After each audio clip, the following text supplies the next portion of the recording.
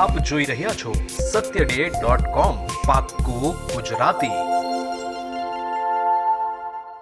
આજે વહેલી સવારે મારા બહુ જૂના 42 વર્ષના સંબંધવાળા મિત્ર એવા અહેમદભાઈ પટેલ સાહેબના દુઃખદ નિધનના સમાચાર મળ્યા।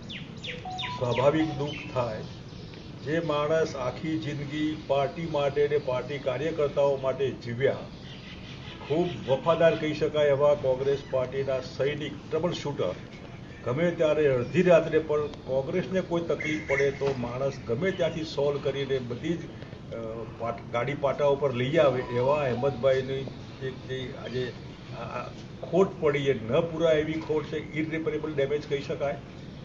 એટલું જ નહીં, દેશના રાજકારણ માટે એક એવો માણસ કે પબ્લિક લાઈફમાં પડ્યા છતાં સત્તાથી વિમુખ, ધાર્યું હોત તો દેશના રાષ્ટ્રપતિ થઈ શકત। ક્યારે છાપા કે ટીવી કે મીડિયા માટે કે મંત્રી માટે, પ્રધાનમંત્રીની પોસ્ટ હોય કે પ્રાઇમ મિનિસ્ટર કે પ્રેસિડેન્ટની પોસ્ટ માટે પણ ક્યારેય કોઈ ઈચ્છા વ્યક્ત નથી કરી। જાહેર જીવનમાં આવા વ્યક્તિત્વ બહુ ઓછા હોય છે। એવા અહેમદભાઈ પટેલે જેટલી દિલથી શ્રદ્ધાંજલિ આપીએ એટલી ઓછી પડે।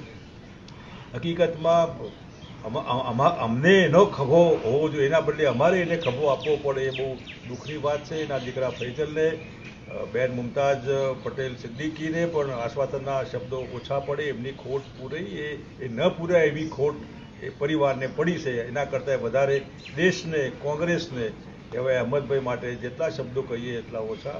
કોઈ પણ કાર્યકર્તા ક્યારેય દુઃખી હોય તો રડતો જાય ને હસતો આવે, ને ક્યારેય કોઈ દવાખાનામાં બીમાર હોય, કોઈને આર્થિક તકલીફ હોય, અચાનક ક્યાંય કોઈ હોય તો એ અહેમદભાઈ કાયમ માટે એના સુખ દુઃખમાં ભાગીદાર બને। એવા માનવતાથી ભરપૂર કહી શકાય એવા અહેમદભાઈ આપણા વચ્ચે નથી, એનું દુઃખ બહુ સ્વાભાવિક છે। બાપુ, તમારી કોઈ એવી યાદ અહેમદભાઈ સાથે જોડાયેલી? આજે એનો અવસર નથી, પણ હું અહેમદભાઈ 1977થી પાર્લામેન્ટમાં, એ પણ લોકસભાના સભ્ય ભરૂચમાંથી, હું હતો કપડવંજમાંથી।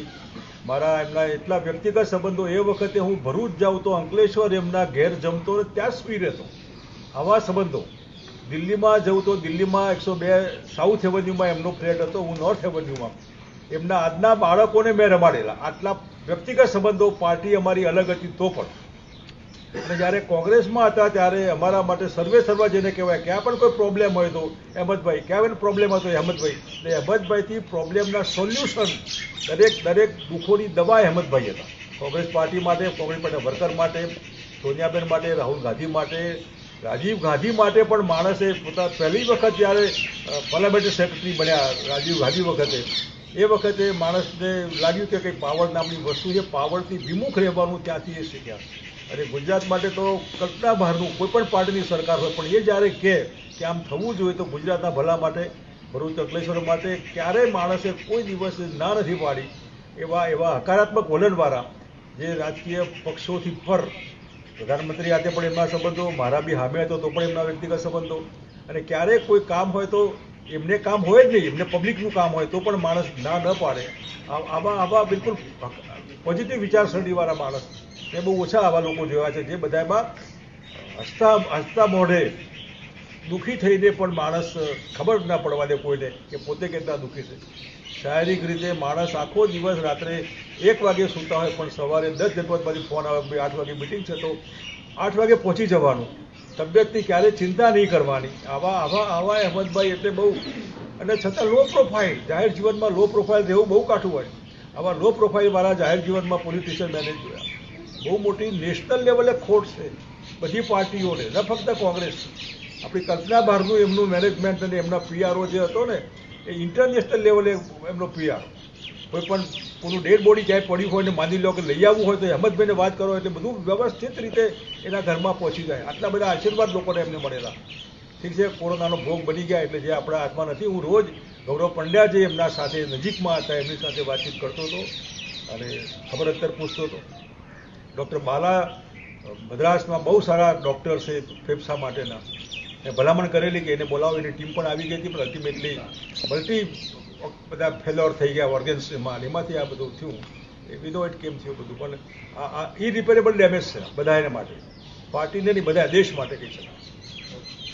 ધન્યવાદ। Welcome to the Ran Festival, a time for this stark land to don the colorful robes of festivity. Breathe in this air of celebration and excitement. Breathe in a bit of Gujarat. YouTube પર જાઓ અને અમારી channel satyday.com ને subscribe કરો અને બાજુમાં જે નાની ઘંટી છે તેમને ક્લિક કરો જેથી અપડેટ ન્યૂઝ તમારા સુધી પહોંચી શકે.